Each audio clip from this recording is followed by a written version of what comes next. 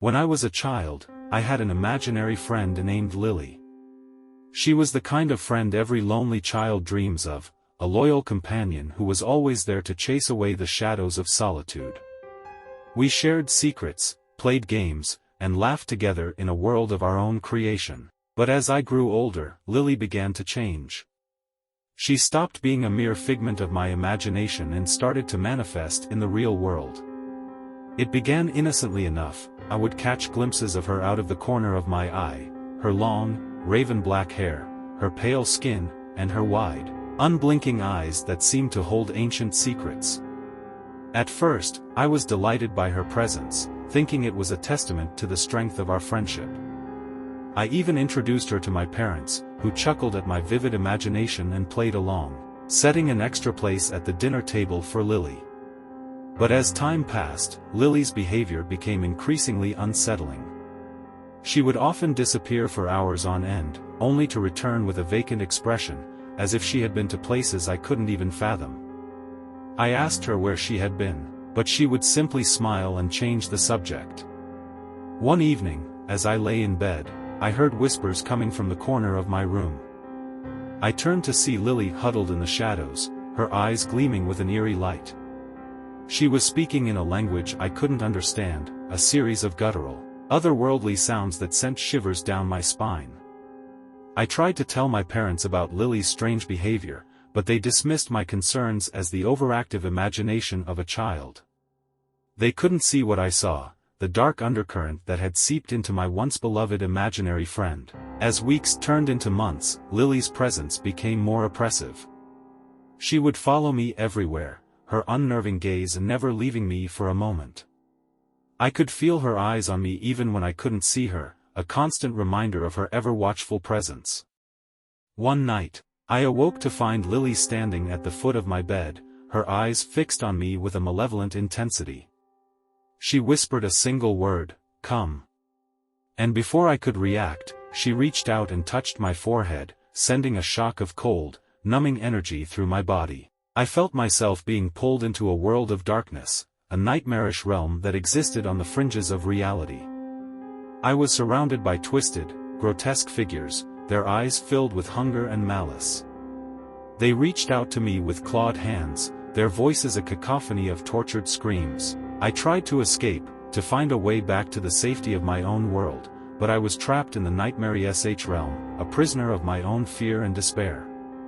And as I looked around, I realized that I was not alone. Lily was there, her eyes gleaming with a dark, sinister light. She spoke to the grotesque figures in a language I couldn't understand, and they responded with a chorus of guttural, otherworldly sounds. It was as if she were their queen, their ruler in this twisted, nightmarish realm. I pleaded with Lily to help me escape, to bring me back to the real world, but she simply smiled and turned away. She had brought me to this nightmarish realm, and she had no intention of letting me leave. Days turned into weeks, and I lost all sense of time and reality. I was tormented by the grotesque figures, their voices echoing in my ears, their clawed hands reaching for me. I knew that I was trapped in a nightmarish nightmare of my own making, a world of darkness and despair. And as the torment continued, I began to realize the horrifying truth: Lily was not my friend. She was a malevolent force that had been summoned by my own fear and loneliness. She had harbored a dark and terrifying secret, one that had now consumed me. With a growing sense of desperation, I pleaded with Lily to release me from the nightmarish realm, to free me from the torment of the grotesque figures. But she simply smiled and whispered, "You are mine now, forever." But I refused to give in to despair. I had to find a way to escape, to break free from Lily's nightmarish grasp. With every ounce of my strength, I fought against the darkness that surrounded me, searching for a glimmer of hope. And then, in the darkest depths of the nightmarish realm, I saw a faint, flickering light, a tiny glimmer of hope that seemed to beckon me closer. With renewed determination, I followed the light, pushing through the grotesque figures that tried to hold me back. As I drew closer to the light, I realized that it was not just a glimmer, it was a portal, a doorway that led back to the real world. With one final surge of strength, I reached out and stepped through the portal, leaving the nightmarish realm behind. I awoke in my own bed, drenched in sweat and gasping for breath.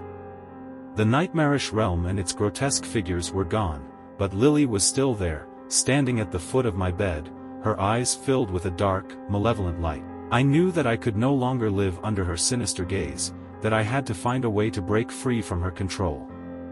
With a deep breath, I spoke the one word that I hoped would banish her from my life forever: leave.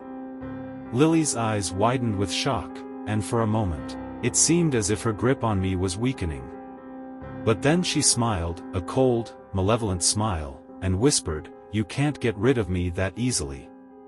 With those words, she vanished into thin air, leaving me alone in the darkness of my room. I knew that she was not truly gone, that she would always be a part of me, lurking in the shadows, waiting to return. But I was no longer a helpless child. I had faced the darkness within myself and had emerged stronger for it. I would not let Lily's dark and terrifying secret consume me any longer.